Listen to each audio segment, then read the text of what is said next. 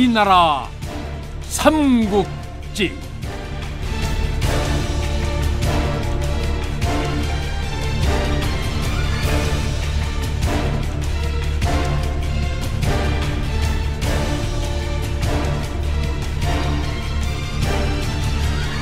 제 66부 금의 환향.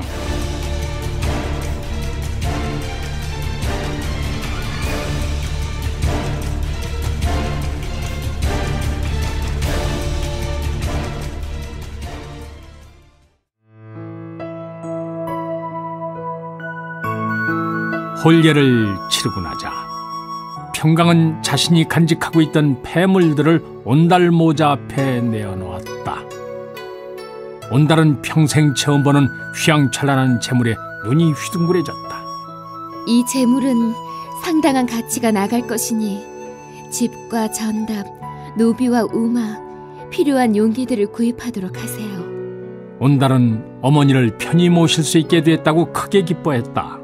온달은 산 아랫마을에 소박하지만 깔끔한 집칸을 마련했고 농사를 짓기 좋은 옥토를 사들였다. 그리고 노비와 소, 각종 농기구들을 사들였다. 이리하여 온달 가족은 그곳에서 나오는 소출만으로도 먹고 사는 일에 지장이 없게 됐다.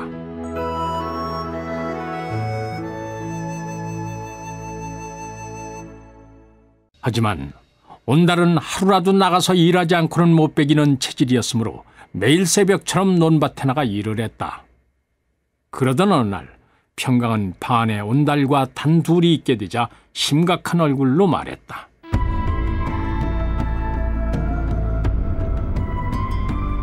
서방님께서는 이제부터 학문과 무예를 연마하셔야 합니다. 그래서 앞으로 나라에 크게 쓰일 동량이 되셔야 합니다. 그러니 이제부터는 농사일을 삼가십시오.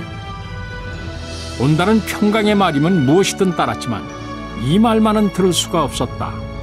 나는 본시 일꾼으로 태어난 사람이요, 어찌 하루라도 일을 안 할 수가 있단 말이오? 그리고 나라의 큰일이라면 나보다 훨씬 똑똑하고 잘난 사람들이 많으니 그들에게 맡겨두면 되지 않겠소? 평강이 여러 차례 알아듣게 얘기를 해보았지만 온달은 고집을 꺾지 않았다. 평강은 온달을 설득하는 일이 어려워지자 어머니에게 도움을 요청했다. 서방님께서는 분명 뛰어난 장수의 기질을 타고나셨습니다. 앞으로 나라를 위해서 큰일을 하실 분입니다. 그런데 저처럼 농사일을 고집하시니 답답하게 이를 데 없습니다. 평강의 이야기를 다 듣고 온달 모치는 고개를 끄덕였다. 네, 다 알겠으니 네 남편을 내 방으로 들라고 해라.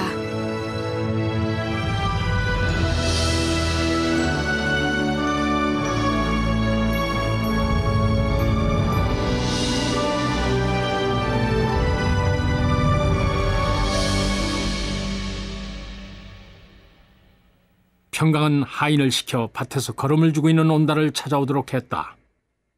효성이 지극한 온달은 어머니가 부른다는 말에 쏜살같이 달려왔다. 온달 모치는 아들이 방으로 들어오자 자리에 앉힌 후에 무겁게 입을 열었다. 내가 이제 너에게 우리 집안에 대한 얘기를 해줄 때가 된 것 같구나. 온달 모치는 실로 엄청난 이야기를 털어놓았다.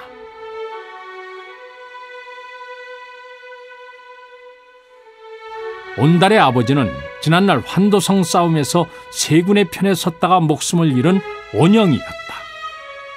고구려 최고의 무장이었던 온영은 자신이 대의라고 믿는 일을 위해서 목숨을 바쳤지만 그의 집안 사람들은 아무 죄도 없이 반역의 무리로 몰려 죽음을 당해야 했다. 관군들은 도성에 살고 있는 온영의 일가부치들을 모두 잡아들여 처형했다. 그때 온달의 모친은 온영의 중마고인 대형 우창의 도움으로 아들 온달을 데리고 간신히 도성을 빠져나와 이곳 대성산에 몸을 숨길 수 있었다. 그녀가 굳이 목숨을 부지한 까닭은 언젠가 자신의 아들인 온달이 아버지의 명예를 회복해주기를 바라는 뜻에서였다. 그때부터 온달의 모친은 신분을 숨기고 살았다. 그녀는 비록 가난했지만 온달만은 올바르게 키우려고 노력했다. 그래서 온달은 누구보다 착하고 순수한 사람으로 자라날 수 있었다.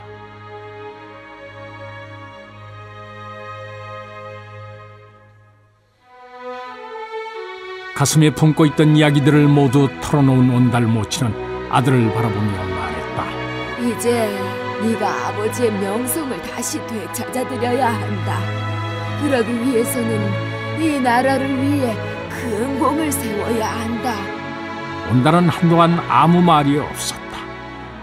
순수하고 해맑던 얼굴에는 어느새 고뇌의 표정이 깃들었다. 평강은 남편의 심상치 않은 표정을 보자 불안한 마음이 들었다. 부모가 없으면 어떻게 자식이 태어날 수 있겠습니까? 또한 제가 사랑하는 어머니와 아내가 이처럼 원하는데 어찌 제 생각만 고집하겠습니까?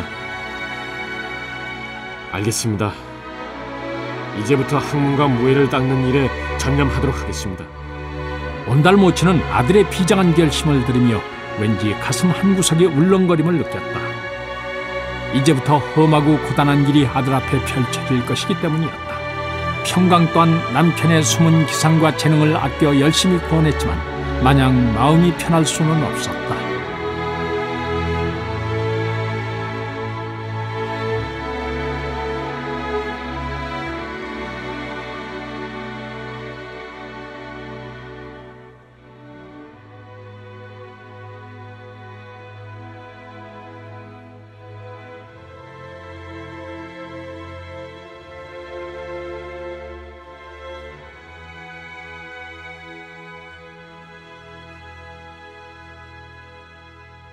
온달은 방으로 돌아와서 평강에게 물었다. 그렇다면 무엇부터 먼저 시작해야겠소? 일단 말 한 필을 준비하십시오. 그리고 학문과 무예를 배울 좋은 스승을 구해야 합니다. 그렇다면 우선 저자로 나가 말을 구하도록 하겠소. 평강은 온달에게 말을 살 때의 유의사항을 일러주었다. 시장 상인들의 말은 절대로 사지 말고 대궐에서 나오는 국말을 택해야 합니다. 병들고 파리에서 내다 파는 것도 나이 어린 국말하면 괜찮으니 걱정 말고 사오도록 하십시오. 평강은 온달에게 말 고르는 법을 일일이 가르쳐 주었다. 온달은 집을 나서 도성 안의 저자로 향했다.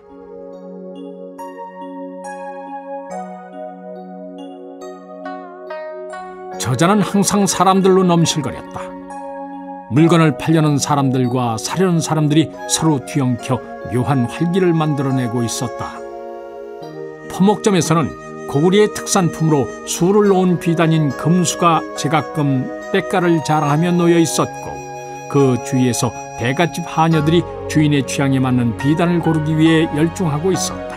포목점 맞은편에서 손수 기른 곡식과 채소를 팔고 있던 성박마을의 아낙네들은 언감생심 똑바로 쳐다보지도 못하고 눈짓으로만 힐끔힐끔 넘겨다보면서 그 빛깔에 황홀함에 취해 있었다. 상점 앞으로 곡식을 잔뜩 실은 수레가 지나가다가 성박가마에서 갓 구워낸 항아리와 동이 등의 질그릇을 잔뜩 싣고 들어오는 수레가 지나갈 수 있도록 길 가장질에 붙어 섰다. 이때 수레의 밖에서 일어난 흙먼지가 공방에서 만들어진 채와 소쿠리, 곰방대 그리고 찬빛등을 떼다가 팔고 있는 박물장수의 눈으로 들어갔다. 박물장수는 수레를 끄는 사내에게 한바탕 욕지거리를 했다. 사내 또한 불뚝성질이 있는지라 이를 참지 못하고 박물장수와 멱살잡이를 했다.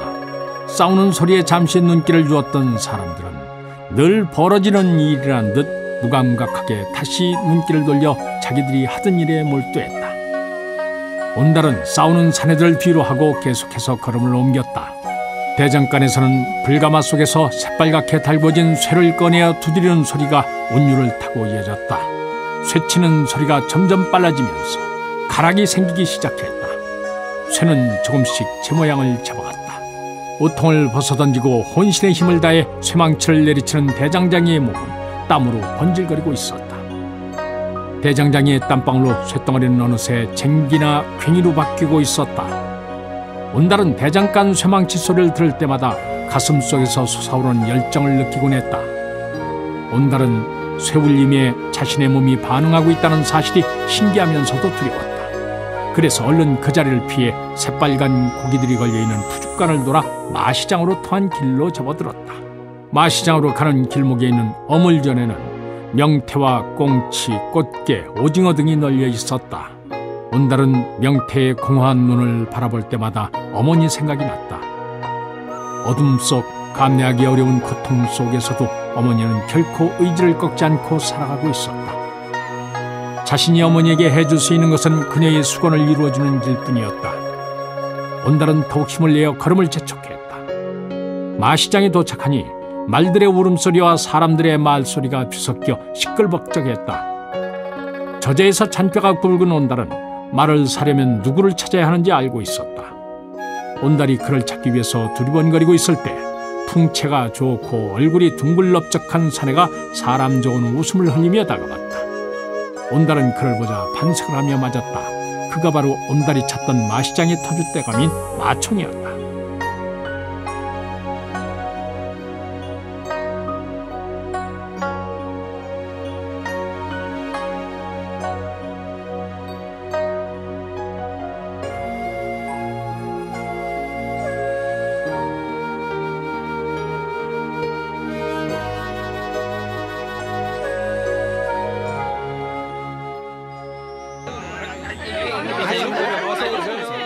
온달은 마총에게 좋은 말 한 필이 필요하다고 말했다.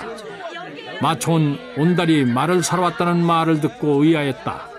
저자에서 천하의 바보로 통하는 온달이 말을 산다니 지나가는 개도 웃을 노릇이었다. 풍문에 부자 마누라를 만나 하루아침에 살림이 피었다는 말을 듣기는 했지만 눈앞에 서 있는 온달의 행색은 예전과 조금도 다르지 않았다. 마총은 온달이 바보에다 재물까지 많으니 적당히 비루한 말을 찾아주고 많은 이문을 남겨야겠다고 생각했다. 그는 재빨리 구석에서 말 한마리를 끌고 왔다. 한눈에 보기에도 늙고 비루해 보이는 말이었다. 이 말이 이래봬도 오랫동안 전장을 누비던 말이라네. 아마 자네같이 말을 처음 타는 사람에게는 딱 어울리는 말일 것이. 온달은 말을 한번 쳐다보더니 고개를 저었다. 이 말도 훌륭하기는 하지만 제가 원하는 말은 아닙니다. 마총은 혹시 온달이 사리를 제대로 분별하는 게 아닐까 의심이 들었다. 만에 하나 그렇다면 형편없는 말을 골라주고 망신을 당할 수도 있었다. 제 처가 국말을 사오라고 했습니다. 마총은 조금 마음을 놨다. 자신의 아내가 시키는 대로 하는 팔불출이가 아닌가. 마총은 온달을 유심히 살폈지만 이 말 저 말 쫓아다니며 좋아하는 모습이 영락없이 모자란 사람이었다. 마총은 궁마 중에서 제일 비루먹은 말을 끌고 왔다. 지난번 궁성의 마방에 있는 동무가 병든 말을 처분한다고 할 때 혹시 소용이 될까 해서 술값을 찔러주고 얻어온 말이었다. 이 말이 보기엔 약해 보여도 천리를 한다름에 달리는 말이라네. 내가 이 말만은 팔지 않으려 했지만은 자네와의 친분을 생각해서 특별히 내놓는 것이. 온달이 말을 보니 기골은 장됐지만 눈에 눈곱이 끼고 입에서 침이 흐르는 것이 영락없이 평강이 이야기했던 그대로의 생김새였다. 말은 온달이 접근하자 놀랐는지 앞발을 들어 길길이 뛰었다. 온달은 한 걸음 물러나서 말이 진정되기를 기다렸다가 다시 접근해서 갈 길을 쓰다듬었다. 그러자 말은 이내 저항을 포기하고 순순히 온달을 따랐다. 온달이 말의 입을 벌리고 치어를 살피니 나이가 3살 정도 돼 보였다. 발굽을 보니 편자가 떨어져 나간 데다 못이 발톱을 관통하여 너덜너덜거리고 있었다. 그러나 못만 빼낸다면 발엔 이상이 없을 것 같았다. 온달은 모든 조건이 아내가 일러준 말과 부합했으므로 기뻐하며 당장 사귀노라고 했다. 마총은 속으로 온달을 어리석다고 비웃었지만 겉으론 짐짓 아쉬운 표정을 지었다. 네, 정말 이 말을 아껴서 막상 다른 사람에게 보내려니 자꾸 망설여지네. 하지만 어쩌겠나. 이미 자네에게 약속을 했으니 지켜야 되겠지. 대신 값이나 후하게 쳐주게. 온달은 마총이 달란 대로 값을 쳐주고는 말을 끌고 집으로 돌아왔다.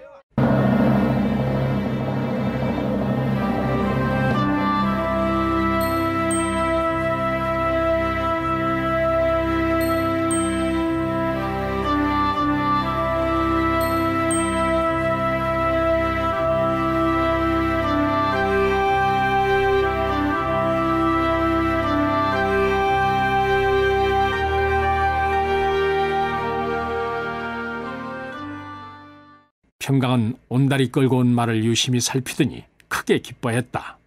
잘하셨습니다.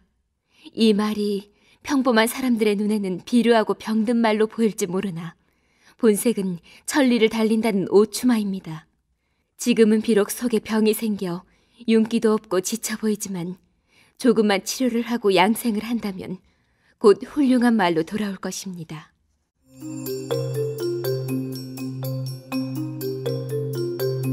이때부터 온달은 낮에는 말을 돌보고 밤에는 평강에게서 예법과 학문을 익혔다.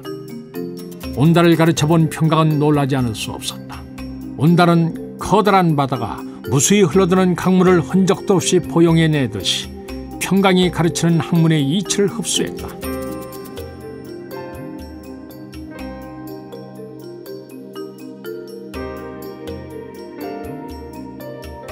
그렇게 1년이 흐르자 평강은 더 이상 온달에게 가르칠 것이 없게 됐다. 병들었던 오추마도 온달의 지극한 보살핌으로 인해 하루가 다르게 좋아지더니 이제는 완전히 몸을 회복하여 바람을 한 번 마시고 달리면 한나절 동안 500리길을 갔다. 온달의 말 타는 솜씨도 일취월장하여 오추마를 타면 마치 한 몸인 것처럼 자유롭게 움직였다.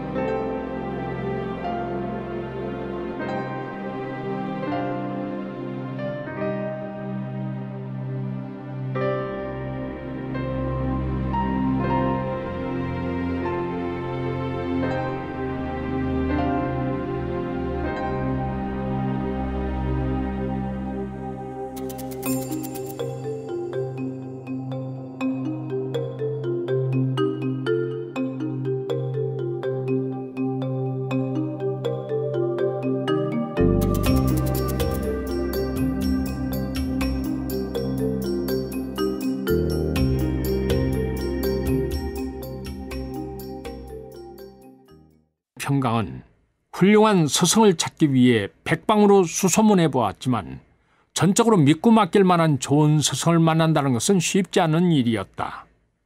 그러던 어느 날 저녁 무렵 온달의 집으로 길고 하얗게 쇠 눈썹을 가진 노승이 찾아왔다. 지나가는 객승이 온대 이 집에 하루 유하고 갈 수 있겠소? 온달의 하인은 평강으로부터 항상 손님이 찾아오면 지휘고하를 막론하고 공손히 맞이하라 지시를 받고 있었기 때문에 노승을 대함에 있어서도 예의의 한치 어긋남도 없었다. 하인은 일단 노승을 사랑채로 맞아들였다. 노승은 방으로 들면서 혼잣말처럼 중얼거렸다.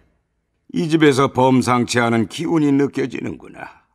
분명 나라에 큰 인물이 일어날 형세로구나. 하인은 돌아서다가 노승의 말을 듣고 평강에게 가서 아뢰었다. 지금 객방에 늙은 스님 한 분이 드셨는데 이상한 말씀을 하시더이다. 평강은 하인에게 노승의 언행에 대해서 소상히 듣고는 분명 범상치 않은 인물이라 생각했다. 평강은 의관을 정지하고 노승이 묻고 있는 사랑채로 나갔다. 눈을 감고 앉아서 참선을 하고 있던 노승은 평강이 방으로 들어오자 황급히 일어나 합장으로 맞이했다. 원로에 피곤하실 텐데 마음 편히 쉬십시오. 곧 저녁을 준비하도록 하겠습니다. 평강은 아랫단에 물결무늬 자수를 겹붙인 붉은 비단 저고리에 색색 천을 이어붙인 색동 주름 치마를 입고 있었다. 뺨에는 홍화씨가루를 살짝 발라 귀 부인의 품위를 한층 돋보이도록 했다. 평강의 복장은 노승에 다 낡아서 군데군데 기운 흔적이 있는 회색 승복과 묘한 대조를 이루며 독특한 분위기를 만들어냈다. 노승은 평강의 얼굴을 유심히 살피더니 크게 놀라며 급히 엎드려 절을 했다. 이를 보고 황당한 평강은 황급히 노승을 일으켜 세웠다. 아니 어찌 이런 과분한 예를 갖추십니까? 소승 공주마마께 문안 여쭈옵니다.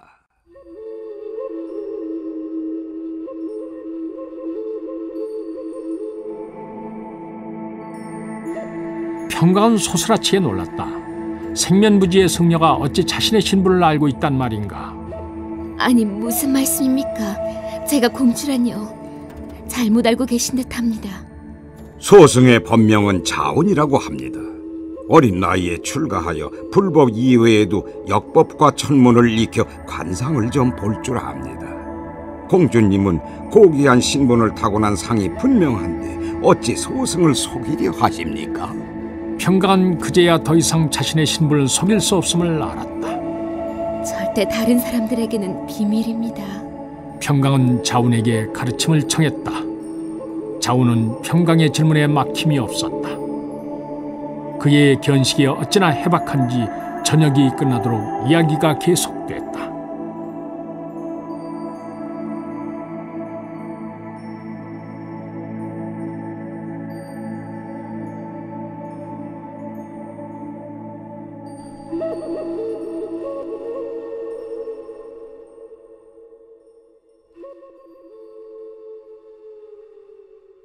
평강은 자운이야말로 온달을 이끌어줄 스승이라 생각했다. 그래서 평강은 자운에게 은근히 청했다. 이곳에 머무시며 저희 난군에게 올바른 길을 열어주십시오. 자운은 뜻밖의 제안에 잠시 망설이다가 대답했다. 이것도 또한 인연인 듯하여이다. 평강은 자운의 거처를 별채로 옮기고 하인을 한 명 붙여서 매사에 불편함이 없도록 보살피게 했다.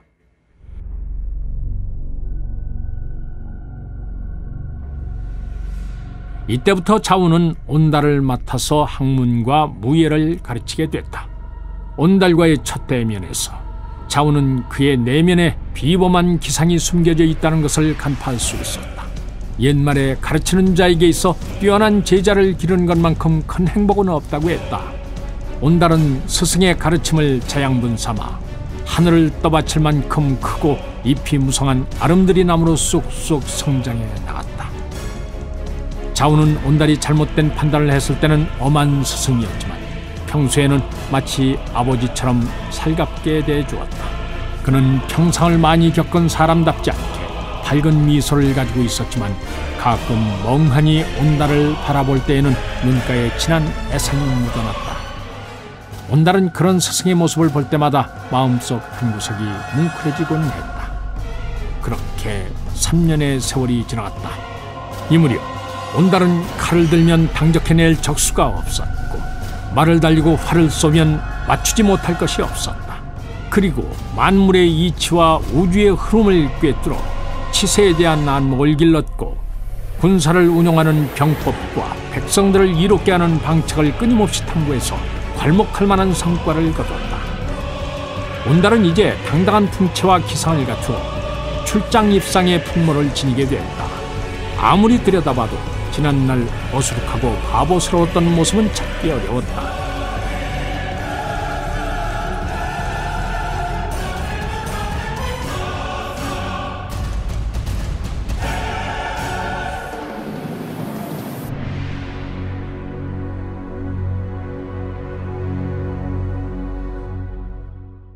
자운은 몰라보게 성장한 온달의 모습을 보며 떠날 때가 됐다고 생각했다.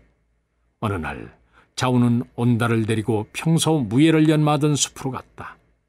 온달은 스승의 침울한 얼굴을 보고 걱정이 됐다.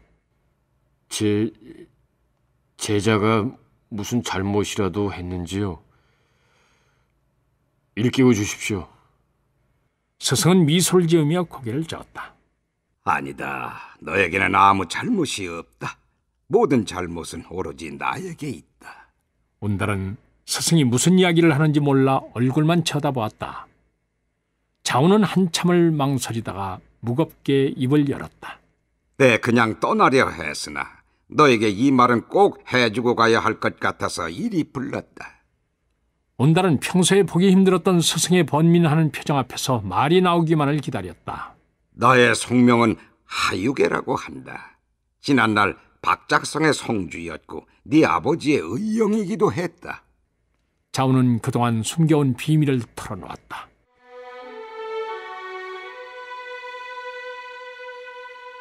온영의 희생으로 구사일생 전장에서 빠져나온 하유계는 머나먼 요동성까지 달아났다. 그런데 진학군은 집요하게 하유계를 뒤쫓았다. 하유계는 할 수 없이 머리를 깎고 자운이라는 법명으로 성녀인 양 행세하며 전국을 돌아다니게 됐다. 하유계는 마음을 달래기 위해서 불법에 의지했다. 오랜 시간 성녀로서 생활을 하면서 하유계는 자신의 내면에서 불심을 발견하게 됐다. 하유계는 비로소 속세의 증오와 욕심에서 벗어날 수 있었다. 하지만 마음 한구석에 응어리진 감정만은 털어내기 어려웠다. 그것은 바로 자신을 위해서 목숨을 바친 온영에 대한 죄책감이었다. 하유계는 온영이 비장한 얼굴로 자신의 처자를 부탁하던 그 순간이 자꾸 떠올라 불법에 정진할 수가 없었다. 그래서 온영 처자의 행방을 백방으로 수소문한 끝에 온달의 집을 찾아오게 된 것이었다. 처음에 하유계는 단지 온영의 처자가 어찌 사는지 자기 눈으로 보고 싶었을 뿐이었다. 그런데 막상 평강에게 온달의 스승을 맡아달라는 제안을 받게 되자 하늘의 뜻이란 생각이 들었다. 하유계는 그때부터 혼신의 힘을 쏟아 온달에게 자신이 알고 있는 모든 것을 전수했다. 다행히 온달은 온영의 피를 이어받은 타고난 장수의 제목이었다. 자운의 이야기를 다 듣고 난 온달은 한동안 아무 말이 없었다. 인연이란 것은 참으로 기이했다. 온달은 자운을 향해서 큰 절을 올렸다. 이것은 스승과 아버지 모두에게 드리는 절이었다. 온달은 그제야 하늘의 뜻이 무엇인지 알 것 같았다. 그리고 자신이 어떤 일을 해야 하는지도 명확하게 알 수 있었다. 지금까지는 어머니에 대한 효심으로 살아왔지만 이제는 자신의 갈 길을 깨달았기에 나라를 위해 목숨을 내놓을 수 있을 듯했다. 그것이 바로 스승의 가르침이었고 나아가서는 아버지의 소망이라고 생각됐다.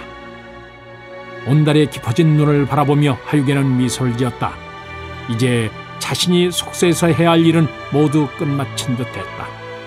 자운은 온달을 남겨둔 채 숲길을 따라 사라져갔다.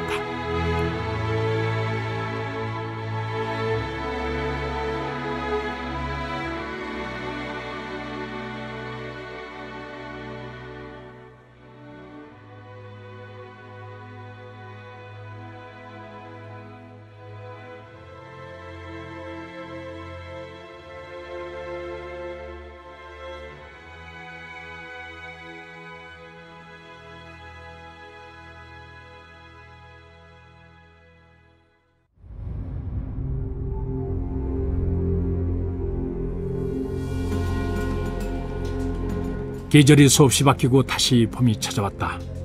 고구리에서는 3월 3일이면 태왕의 주도 아래 낭낭 언덕에서 사냥을 하고 그날 잡은 멧돼지와 사슴으로 하늘과 산천신에 제사를 지내는 풍습이 있었다. 그 해에도 평원 태왕은 여러 신하들과 오부의 청년 무사들을 이끌고 낭낭 언덕으로 나갔다. 태왕이 사냥대회의 개시를 선포하자 수많은 장정들이 일제히 말을 타고 들판을 향해서 달려나갔다. 먼지가 뿌옇게 일어나며 말발굽소리가 들판에 울려 퍼졌다. 무리꾼들이 원을 그리며 푹을 치고 나팔을 불자 수풀에 숨어있던 짐승들이 놀라서 뛰쳐나와 달리기 시작했다. 머리에는 조우관을 쓰고 간편한 차림새를 한 무사들이 신바람을 내며 짐승들을 쫓았다.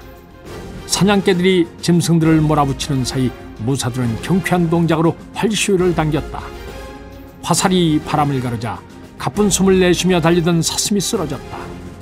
궁지에 몰린 멧돼지는 오히려 반격을 시도해보았지만 사방에서 날아온 날카로운 창들을 감당하지 못하고 피를 흘리며 넘어졌다. 평원태왕은 언덕에 올라 기세를 올리며 짐승들을 사냥하는 무사들을 흐뭇한 얼굴로 바라보고 있었다. 이들이야말로 천하의 중심인 고구려를 든든하게 바치고 있는 기둥이라 생각했다. 강풍이 불어 태왕의 깃발이 기세 좋게 휘날렸다. 그때 한 명의 무사가 태왕의 눈에 들어왔다. 무사는 마치 구름을 밟고 달리듯이 빠른 속도로 다른 사람들을 따돌리고 앞으로 나서더니 유연한 손놀림으로 활시위를 당겼다. 그의 화살은 한 채 실수도 없이 정확히 맹수들의 급소를 향해서 날았다. 그가 지나간 자리에는 그의 화살 맞고 쓰러진 짐승들로 가득했다. 평원태왕은 그 모습을 지켜보며 연신 감탄했다. 이 나라에 저런 훌륭한 청년이 있었더란 말이냐.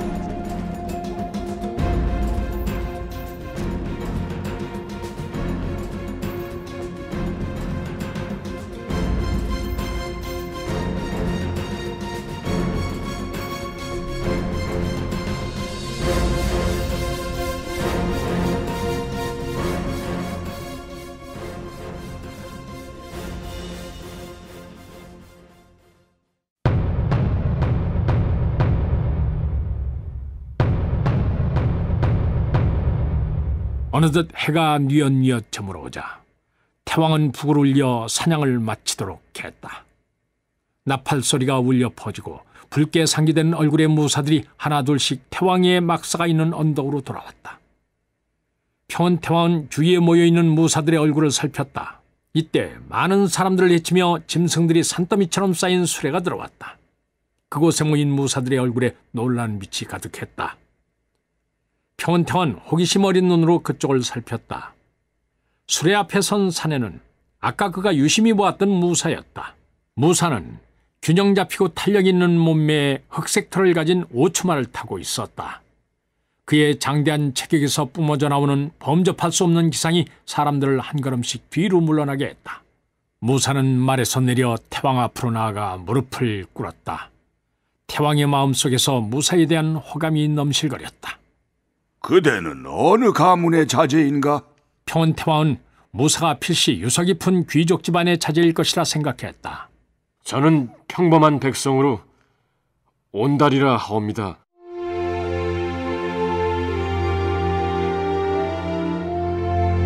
평원태왕은 온달이란 이름을 들으니 자신의 금지 오기업이었던 평강공주가 절로 생각났다. 공주가 궁에서 사라졌을 때 태왕의 심정은 이루 말할 수 없이 착잡했었다. 당장이라도 군사를 동원하여 사라진 공주를 찾고 싶었지만 소문이 퍼지게 되면 왕실의 권위가 땅에 떨어질까봐 걱정이 되어 그러지도 못했다. 그러나 평원태왕은 시간이 지날수록 공주에 대한 그리움이 사무쳐왔다. 이러한 때에 태왕의 눈앞에 온달이 나타난 것이었다. 설마 도성에서 유명했던 그 바보 온달은 아닐 테지. 온달은 침묵으로 자신이 태왕이 알고 있던 온달임을 인정했다. 태왕은 눈앞에 있는 무사가 바로 그 온달이라는 것을 알고는 더 이상 아무것도 묻지 않았다.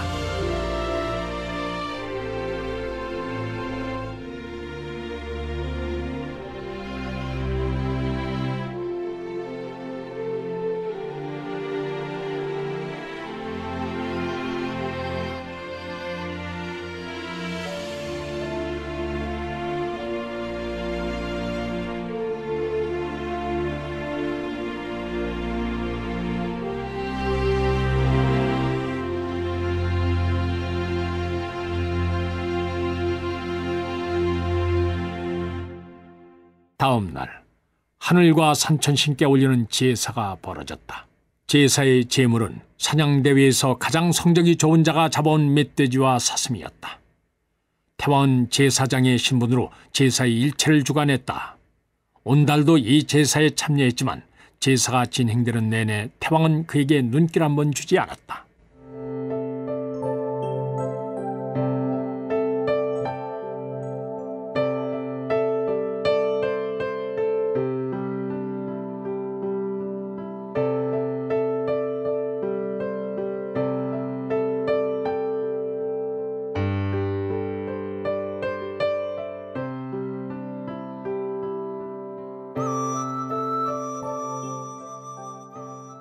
모든 행사가 끝나자 태왕은 낭낭언덕을 떠나 궁으로 돌아왔다. 침전으로 돌아온 태왕은 한참을 말없이 생각에 잠겨 있다가 옆에 시립하고 있던 시위장에게 넌지시 물었다. 내가 그토록 공주를 보고 싶어 하면서도 그자에게 공주에 대해 한마디도 묻지 않은 이유를 아느냐? 소인이 어찌 폐하의 깊은 속내를 조금이라도 짐작하겠나이까? 아직은 공주를 만날 때가 아니기 때문이다. 비록 온달이 이번에 뛰어난 모습을 보이기는 했지만 아직 공주의 판단이 옳았다는 것을 증명하기에는 부족하다. 내 그자를 더 두고 지켜보리라. 그의 무예가 뛰어난 듯하니 일단 도성 수비대에 부장으로 배속하라. 시위장은 태왕의 뜻을 짐작할 수 있었다. 평원태왕은 공명정대한 사람이었다. 그는 아무리 귀족의 자제일지라도 능력을 보지 않고는 절대로 중요하는 법이 없었다. 그것은 자신의 사위라도 예외일 수 없었다.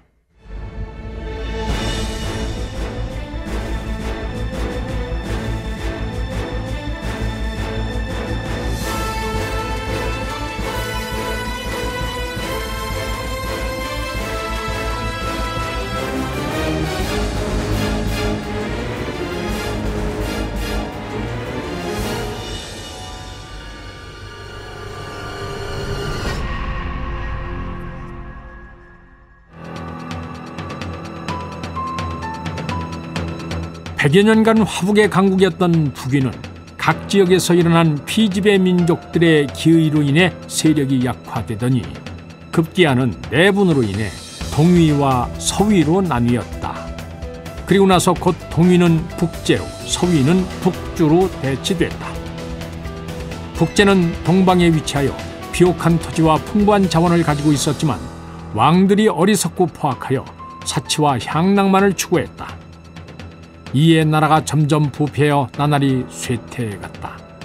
이와는 반대로 북주는 서북방에 위치하여 전력이나 문화 수준 모두 북제에 미치지는 못했으나 내부 단결과 정치 개혁에 힘써 부국강경을 일궈냈다. 북주의 무제 우문홍은 즉위하자마자 전국을 쇄신시켰다. 그리고 중농정책을 추진하여 재정 수입을 확충하고 이를 바탕으로 군사력을 증가시켰다. 우문홍은 이렇게 얻어진 힘을 바탕으로 북제를 칠 만반의 준비를 해나갔다. 이때 북제는 강국인 고구려와 사신을 교환하며 밀접한 관계를 유지하고 있었다. 북주의 입장에서는 북제를 치기 위해서는 먼저 고구려를 무마할 필요가 있었다. 우문홍은 고구려로 사신을 보내어 북제와의 관계를 청산하고 자신들과 동맹을 맺을 것을 간청했다. 하지만 평원태왕은 북주가 그리 위협이 될 만한 세력이라 여기지 않았다. 평원태왕은 우문홍의 청을 단호하게 거절했다. 사신으로부터 보고를 받은 우문홍으로서는 불안하지 않을 수 없었다. 이미 쓰러져가는 북제를 치는 것은 일도 아니었지만 그 상대가 고구려라면 상황은 그리 만만치 않았다. 서력 577년 드디어 북주가 북제를 멸망시키자 우문홍은 그 여세를 몰아 우문농에게 군사를 주어 고구려를 공격했다.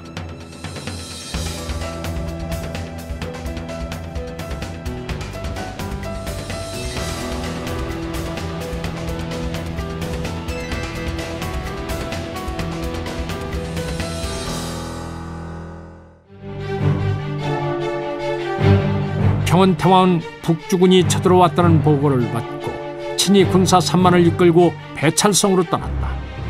이때 온달은 선봉을 맡은 대형 고진의 휘하로 전쟁에 참가했다. 고진은 고을의 아들로 아버지를 빼닮아 지혜롭고 용감했다. 원정을 떠난 부대가 도성을 빠져나갈 때 평강은 먼 발치에서 군사들 틈에 섞여있는 온달의 모습을 바라보았다. 첫 출전임에도 불구하고 온달의 얼굴은 긴장의 기색을 찾을 수 없을 정도로 평온해 보였다. 평강은 부디 온달이 무사히 공을 세우고 돌아오기를 마음속으로 간절히 빌었다.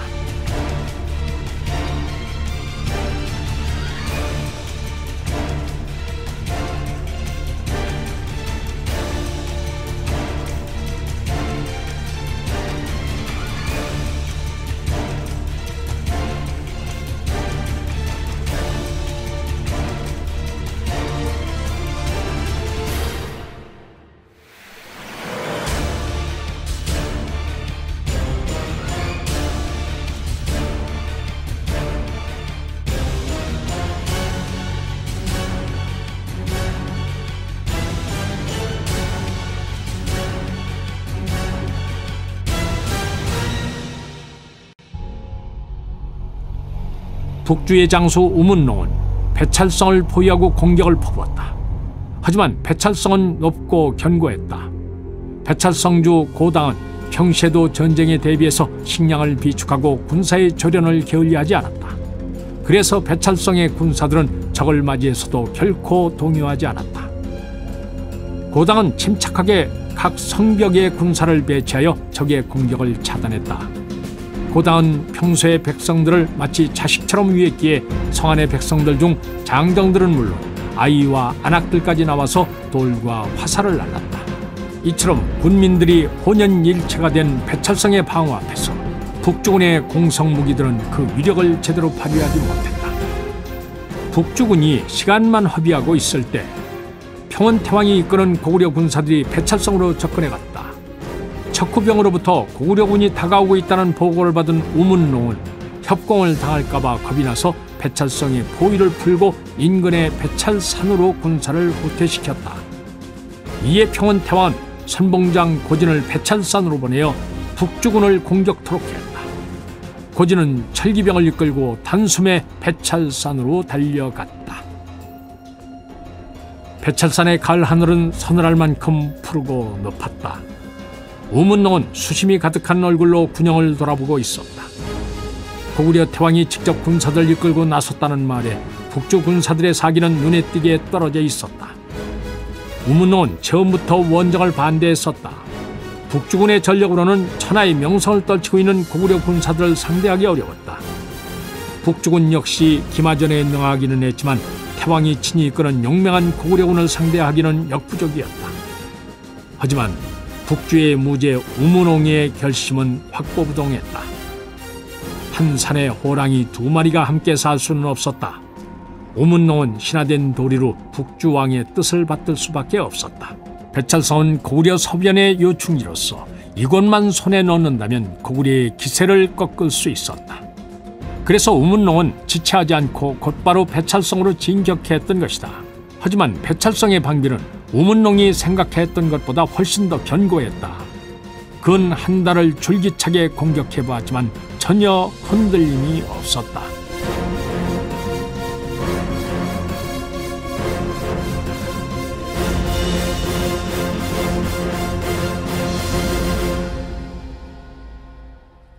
고구려의 구원군이 배찰산까지 가까이 오고 있다는 소식을 들은 우문농은 군사를 이끌고 본국으로 돌아가고 싶은 마음이 굴뚝같이 일어났다. 승산이 없는 것을 알고 군사들을 사지로 몰아넣을 수는 없었다. 하지만 싸워보지도 않고 퇴각한다는 것은 있을 수 없는 일이었다. 우문농은 마치 비바람 부는 무인도에 홀로 던져진 듯한 느낌이 들었다. 물러설 곳도 나아갈 곳도 없었다. 그때 막루에 올라 주변을 살피던 군사가 외쳤다. 고구려군이다! 우문농은 외침소리를 듣자 가슴이 두근거리고 손이 떨려왔다. 드디어 결심을 해야 할 순간이 다가온 것이다. 우문농은 이제까지 수많은 전장에 나가 자신의 왕에게 승리를 안겨주었다. 매번 전쟁에 나갈 때마다 우문농은 두려움을 느꼈지만 항상 그것을 극복하고 적을 제압하곤 했다. 자신의 명예를 지키기 위해서는 이번 싸움에서도 물러날 수 없었다. 비록 목숨을 잃는다 할지라도 장수로서 전장에서 죽는 것은 명예로운 일이었다. 우문농은 전군에게 전투태세를 명하고 말을 타고 군진의 맨 앞으로 나아갔다. 말고삐를 쥔 손에 땀이 흥건히 배었다. 고구려군의 깃발에 쓰여진 선봉장 고진이란 뚜렷한 글씨가 눈에 들어왔다. 붉은 천 위에 금실로 새겨진 글씨가 유난히도 위압적으로 보였다. 들판을 사이에 두고 대치한 양쪽 군대 사이에 팽팽한 긴장감이 감돌았다. 사위는 조용했고 간간히 말발굽으로 땅을 차는 소리와 푸른 하늘을 가른 매의 날카로운 울음소리가 들릴 뿐이었다. 정적이 팽창해서 우문농의 가슴을 조금씩 짓눌러 왔다. 더는 참을 수 없게 된 우문농은 간신히 창을 든 손을 위로 치켜 올리며 깊은 우물에서 물을 길어 올리듯 힘겹게 목소리를 끌어냈다. 전군 진격하라!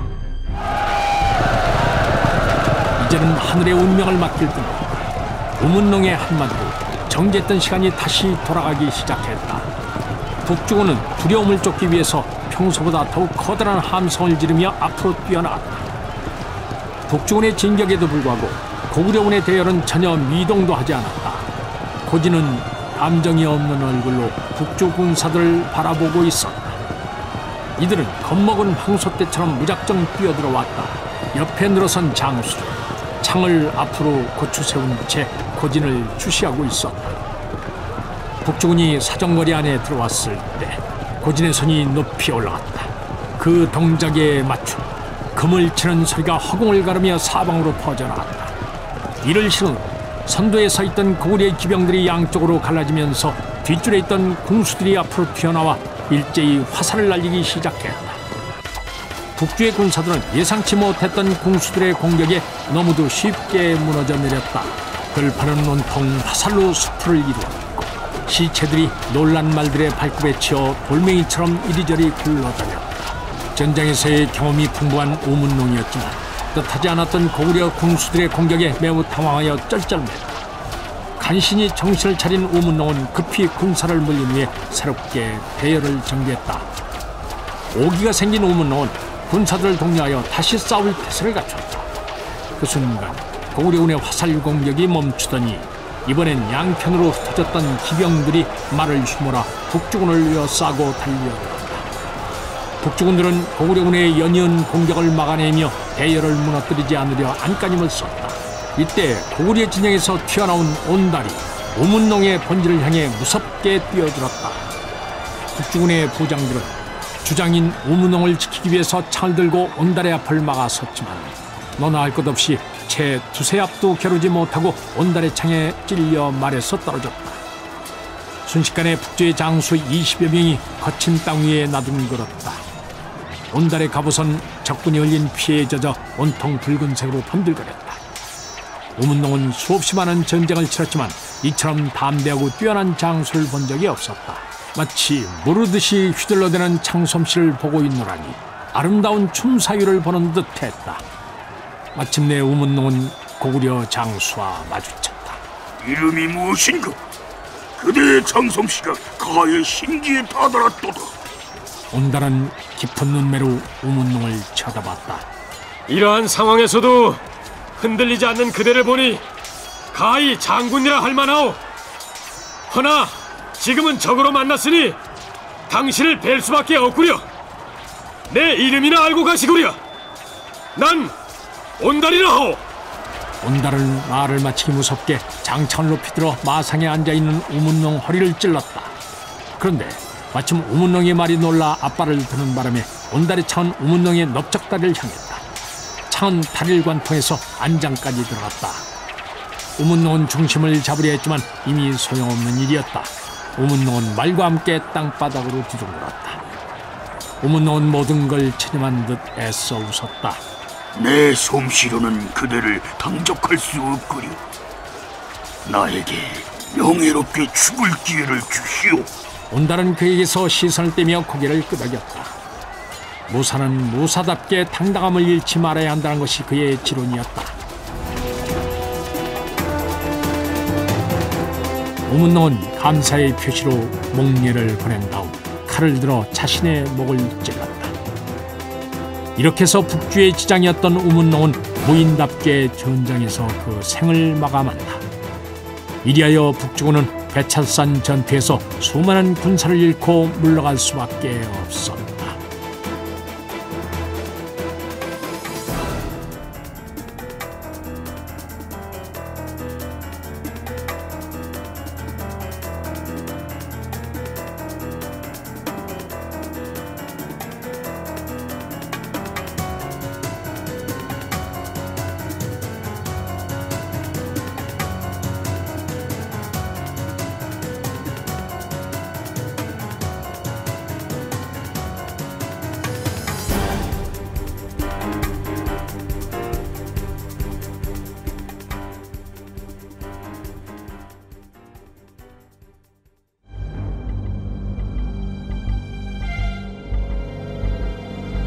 고진은 평원태왕에게 전과를 보고하면서 특히 온달의 공을 상세하게 아뢰었다. 태왕은 온달이 뛰어난 전공을 올렸다는 말을 듣고 누구보다도 기뻤다. 이제는 그를 자신의 사위로 인정해도 다른 종신들이 크게 불만을 피하지 못할 것이었다. 도성으로 돌아온 평원태왕은 먼저 고진의 공을 크게 치하여 해로의 벼슬을 내리고 다른 장수들에게도 각기 전공에 따라 논공 행사를 했다. 며칠 후 궁궐에서는 개선을 축하하는 잔치가 성대하게 벌어졌다.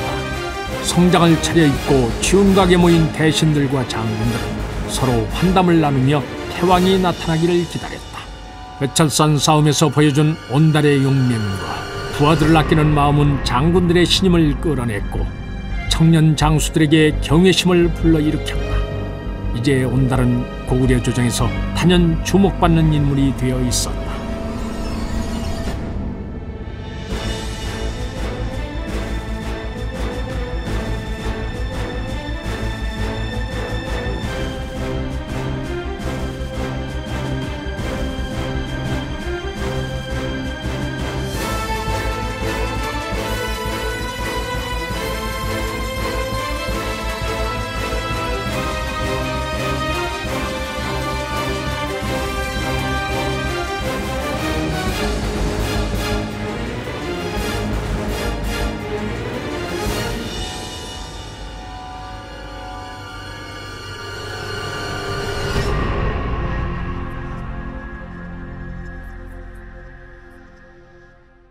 잠시 후 시위가 나타나 태왕의 행차를 알렸다.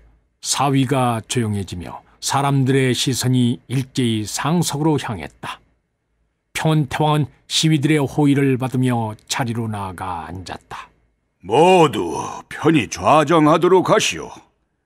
오늘 밤은 즐겁게 취해보도록 합시다. 태왕의 말이 끝나자 풍악이 울리기 시작했다.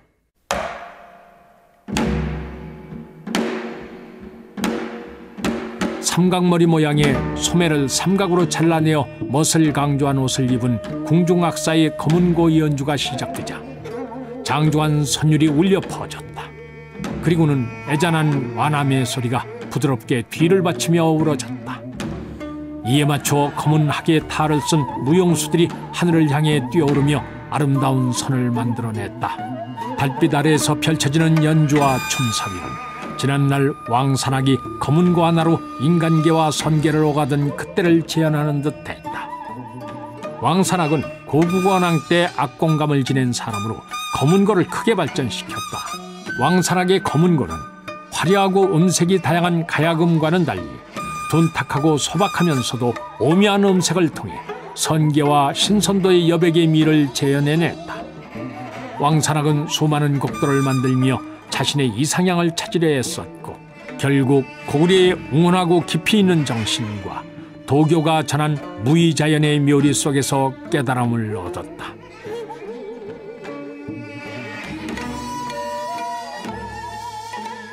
검은고와 완함의 선율이 잦아들죠. 사람들은 땅과 하늘이 어우러지는 새로운 세계에 빠져 있었다. 그때 사람들의 의식을 비집으며 대각과 장소의 드높은 소리가 울려 퍼지더니 북과 장구의 소리가 보조를 맞춰 경쾌한 가락을 만들어냈다. 마치 따스한 봄바람이 지나가고 시원하고 풍부한 여름바람이 불어오는 듯했다. 이에 하계탈을 쓴 무용수들이 퇴장하고 긴 소매를 늘어뜨리고 물방울 무늬의 옷을 산뜻하게 차려입은 남녀 무용수들이 들어와 음악에 맞추어 빠르고 화려한 춤을 추기 시작했다.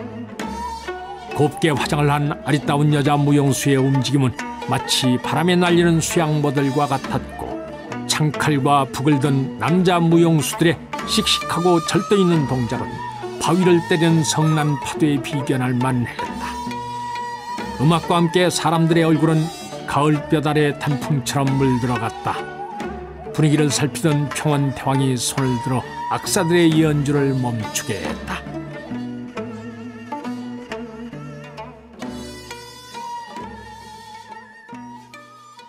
신하들은 태왕이 무슨 말을 하는가 하여 모두 시선을 집중했다. 오늘 이 자리에서 짐의 사위를 소개할까 하오. 신하들은 영문을 몰라 서로 얼굴만 쳐다보았다. 태왕에게 딸이라곤 옛날에 바보 온달을 찾겠노라고 집을 나간 평강공주 하나뿐이지 않은가.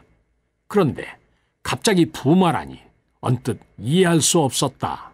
이번에 전공을 크게 세운 온달이 바로 짐의 사위요. 평원태왕은 좌중을 돌아보며 자랑스럽게 말했다. 신하들은 경악을 금치 못했다. 갑자기 혜성처럼 나타난 청년 장수가 태왕의 사위라니. 사람들은 그제야 지난날 도성의 바보로 알려졌던 온달과 지금의 늠름한 모습의 온달을 겹쳐보았다. 대신들은 근본을 모르는 온달을 태왕의 사위로 인정하고 싶지 않았지만 나라에 큰 공이 있는 자를 무턱대고 반대할 수는 없었다. 짐은 전공과 부마로서의 신분에 맞게 그에게 대형의 자기를 내리겠소. 태왕은 새로운 부마의 탄생을 축하하며 축배를 들었다. 몇몇 대신들은 이를 못마땅하게 여겼지만 온달에게 매료된 청년 장수들은 크게 기뻐하며 소리 높여 건배를 외쳤다.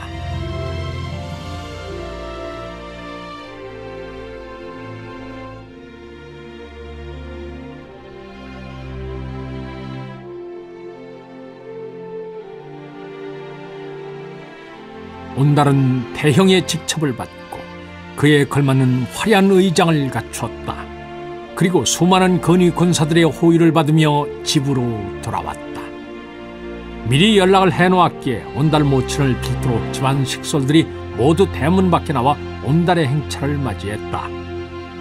평강공주는 금이 환영을 한 남편의 모습을 보며 남몰래 눈물을 훔쳤다. 자신의 안목이 틀리지 않았고 그동안의 고생이 헛된 것이 아니었음을 증명한 것이었다.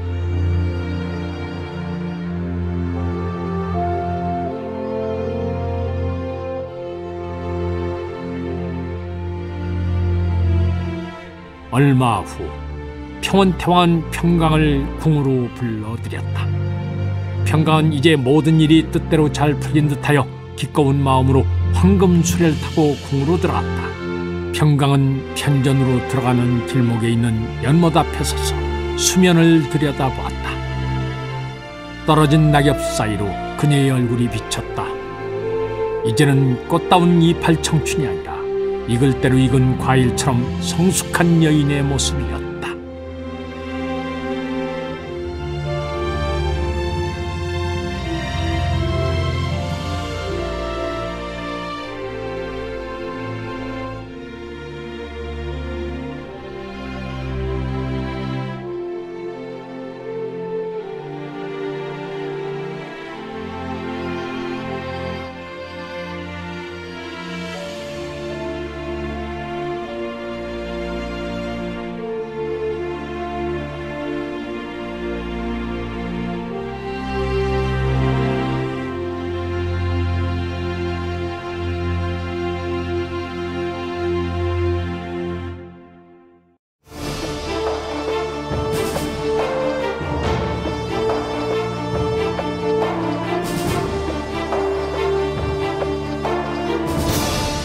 출연 황원, 박일, 유만준, 기경호, 박태호, 박영화, 이성훈, 임주현. 해설 김종성. 음악 이춘화, 효과 엄기혁, 기술 서교식. 총진행 유만준.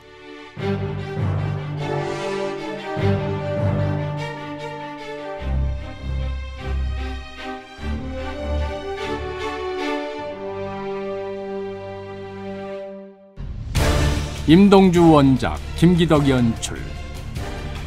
제 66부 금의 환향 편이었습니다.